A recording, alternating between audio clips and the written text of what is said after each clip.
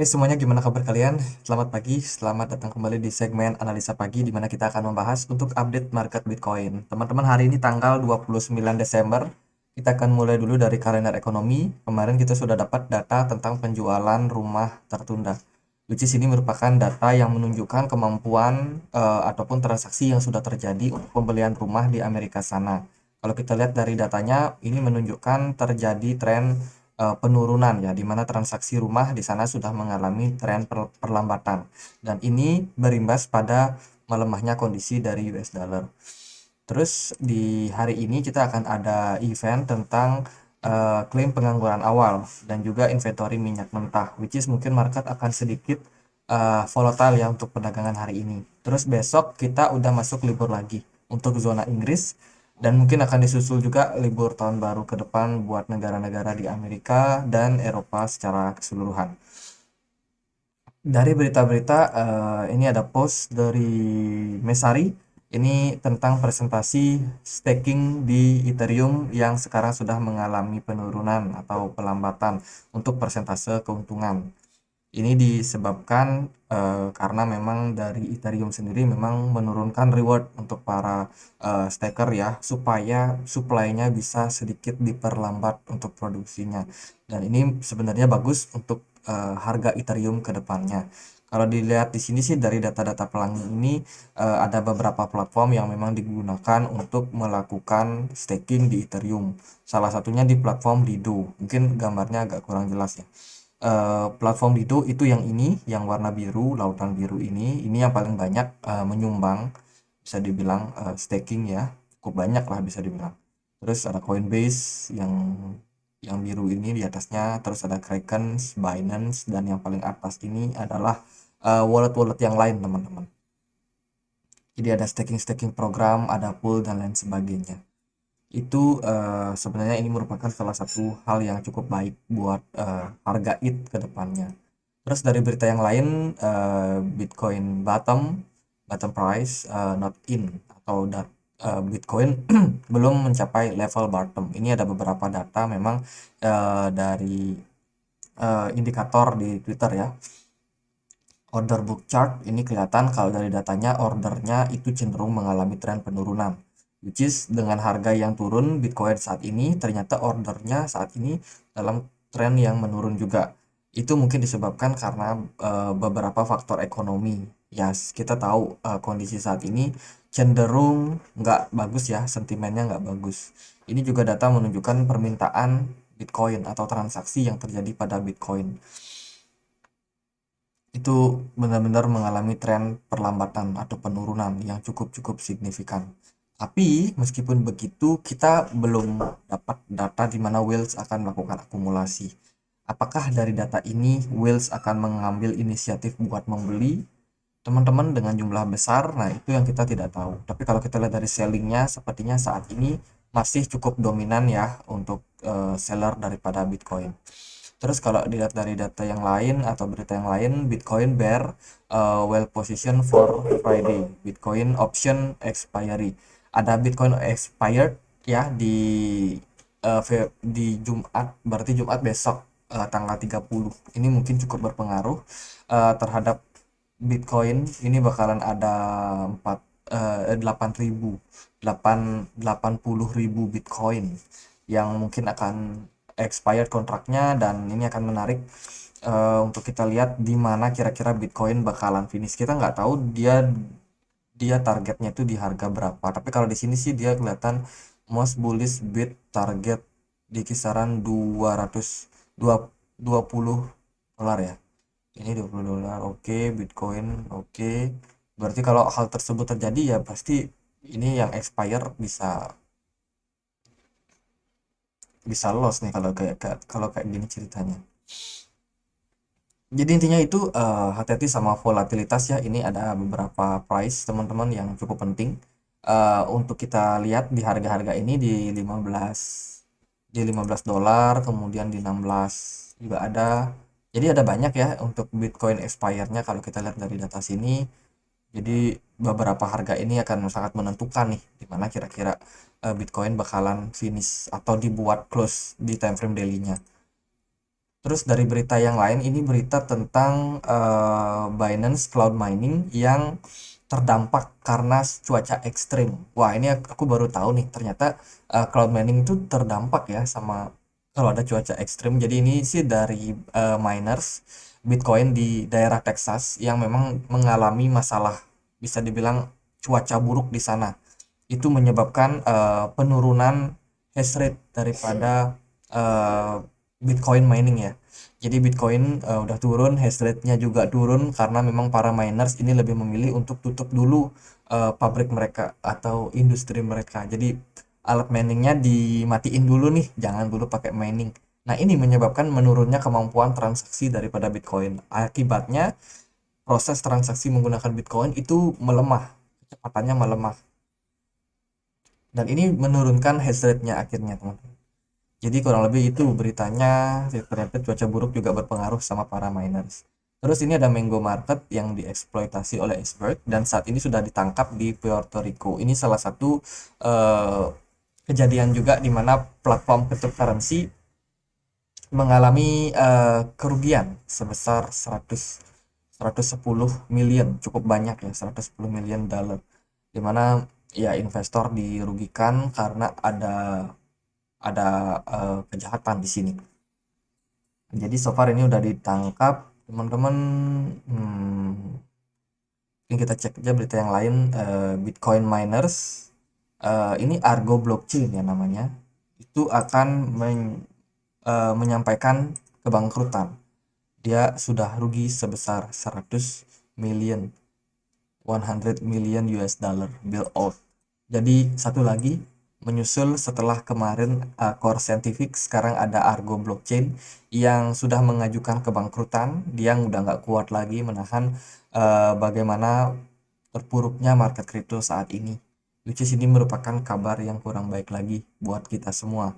Buat orang yang bertransaksi kah Bitcoin, karena otomatis kalau minersnya bangkrut kayak gini, berarti transaksi Bitcoin akan semakin lambat karena semakin sedikit komputer yang digunakan untuk memecahkan itu node-node yang memvalidasi transaksi ya.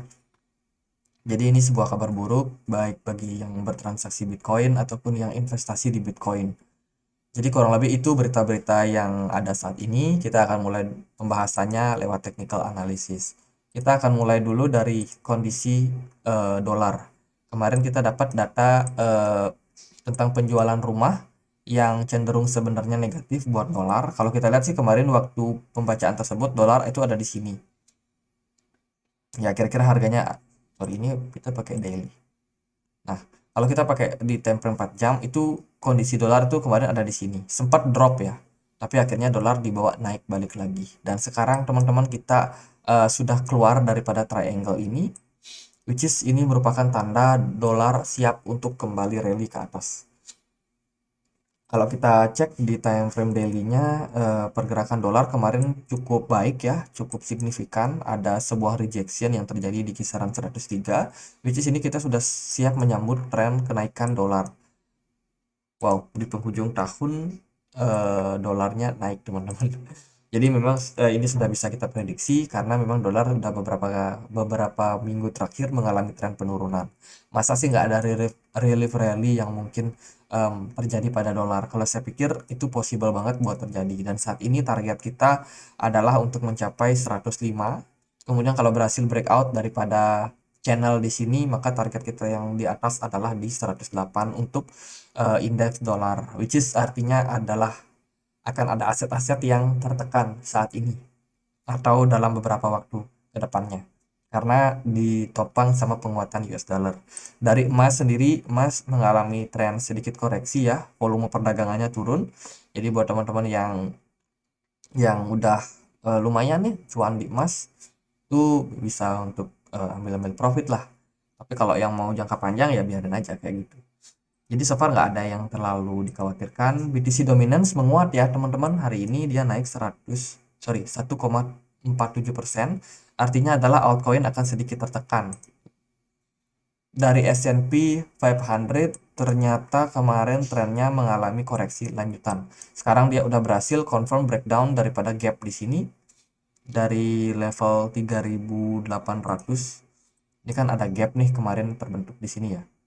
Ini gapnya sekarang udah di breakdown. Dan kalau hal tersebut yang terjadi, maka ya kemungkinan skenario yang terjadi bisa aja dia akan mengarah turun balik ke kisaran 3.500. Ini akan cukup sesuai kalau indeks dolarnya bisa naik sampai 108 seperti yang kita sudah bahas tadi. Kalau indeks dolarnya bisa naik sampai setinggi itu, ya mungkin aja dari S&P 500 akan possible buat melanjutkan tren penurunan lanjutan. Terus gimana dari Bitcoin? Kita akan bahas dulu di chart satu lagi. Nah, Bitcoin teman-teman ini udah kita bahas beberapa kali ya. Jadi Bitcoin so far posisinya dia breakdown dari ascending triangle. Ini ascending triangle by the way. Kalau teman-teman yang nggak tahu pola, bukan ascending, sorry, descending. Jadi agak banyak nama pola yang harus dibahas.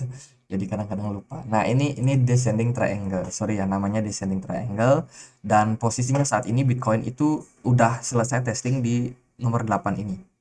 Jadi dia breakdown, kemudian dia ngetes sedikit di level resistance di sini, terus possibility-nya akan melanjutkan tren penurunan. Yang terjadi sama Bitcoin itu udah ngetes di poin 8 tadi. Kalau kita lihat dia ini secara keseluruhan ya, Bitcoin naik, breakdown di sini dia sudah breakdown. Kemudian dia kemarin ngetes di sini kena rejection. Mirip ya? Mirip, teman-teman. Kena rejection di sini, sekarang posisinya drop. Nah, Bitcoin itu bergerak di dalam sebuah ascending channel. Jadi ascending channel itu apa? Teman-teman boleh cek lagi.